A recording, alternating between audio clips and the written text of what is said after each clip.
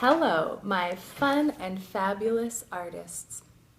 I'm so sorry that I can't be with you today, but I know that you're going to have a day full of creativity. I have cooked up a lesson just for you that's going to have you creating and painting some wow art in the classroom. I want to remind you to be wonderful hosts to our friend Lisa today while I'm not at school with you. Here are a few things that are going to help you have a successful day in art class.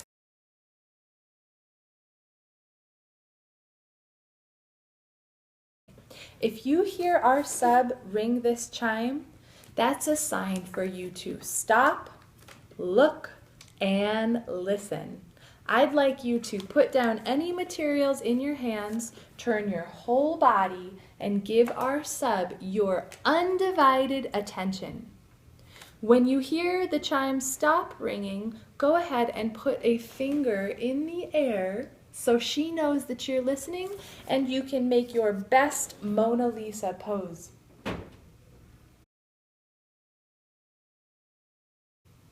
So, all I ask is that you show our sub your best behavior and your best creativity. Now, let's get creating.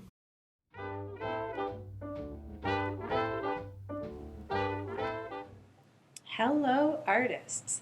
As you can see, I am ready to paint. I have a sheet of newspaper underneath my paper. I have a paper towel that I can use to make sure my brush is clean and not too wet.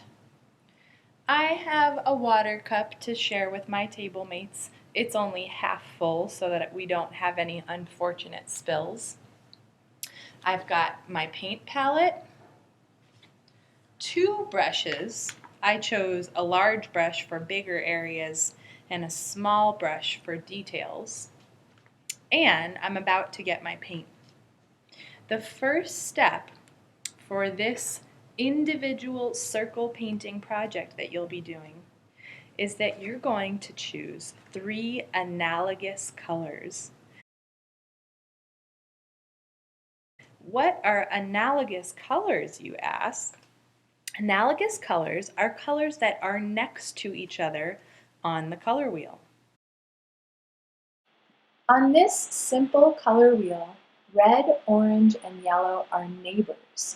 They are next to each other, which means that they're analogous colors. What other sets of analogous colors do you see when you look at this color wheel?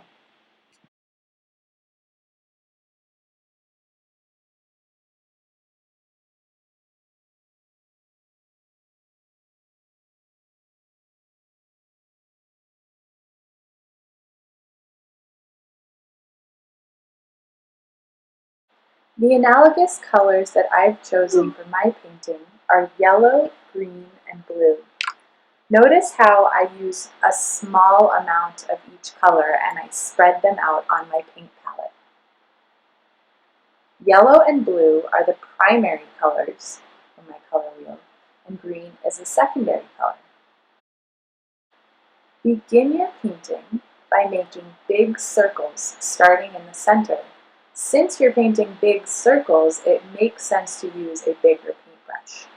Swish, wipe, and blot your paintbrush to prepare it for paint.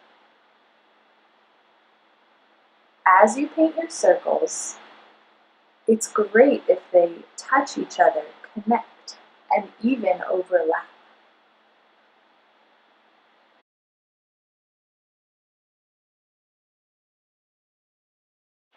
Since we're using tempera paint, and tempera paint is painted in layers, we're going to color in our circles. So we'll have sort of a background for our smaller details that we'll add later on.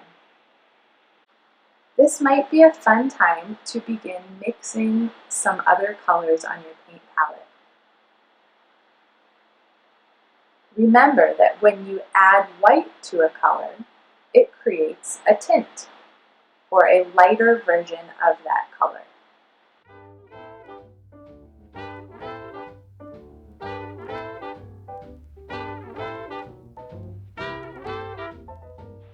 It's time to change paintbrushes. Since I'm going to paint smaller circles next, I'm choosing to use a smaller paintbrush. Notice that I left my big paintbrush sitting in water because I want to make sure it has a good hair day.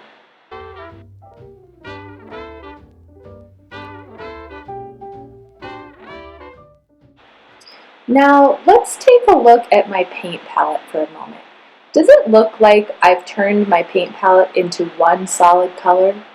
No, I don't think so. What I'm trying to do is mix many small areas of color so that I can have more of a variety of colors on my painting.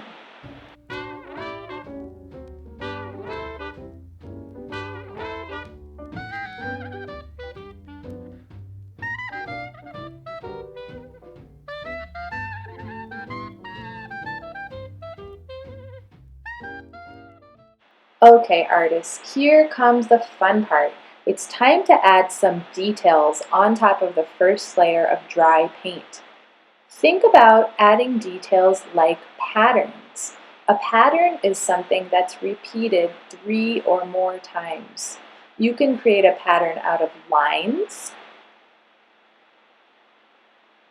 dots, or other sorts of shapes. Try outlining your circles with a different color to make them stand out.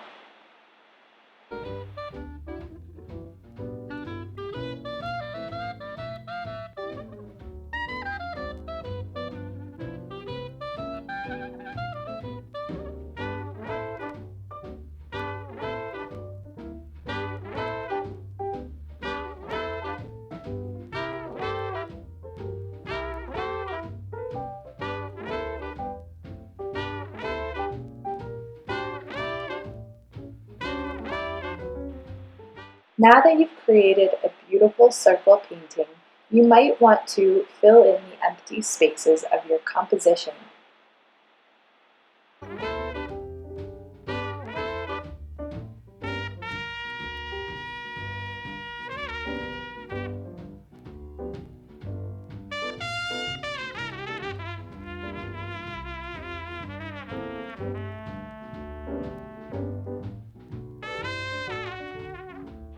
As I'm working on a painting, I always try to add even more details. I try to create patterns around my painting and look at my painting as a whole composition. At this point in a painting, I like to trade my small paintbrush in for an even smaller one to add those small details and patterns that give a painting energy and creativity.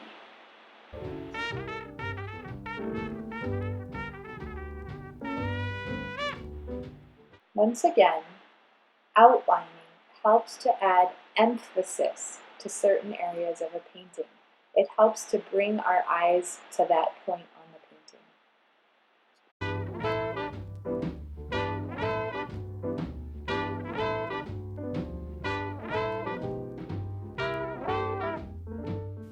Okay, artists, can't wait to see what you create when I get back.